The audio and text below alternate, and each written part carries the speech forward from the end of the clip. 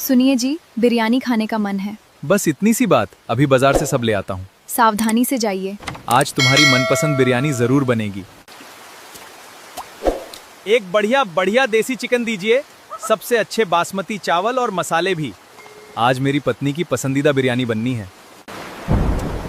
अरे, आप तो पूरी तरह भीग गए। तुम्हारी पसंद की बिरयानी के लिए सब कुछ ले आया हूँ। वाह, आज की बिरयानी यादगार बनेगी। चलो मैं चावल धोता हूँ। सबसे पहले चिकन को अच्छे से मसालों में मैरिनेट करेंगे। मैं तब तक चूल्हा तैयार करता हूँ। देखिए, ये देसी खुशबू कितनी लाजवाब है। आज पूरे गांव में हमारी बिरयानी की महक जाएगी। अब चावल की परत लगाने का समय है। केसर, घी और पुदीना डाल दो।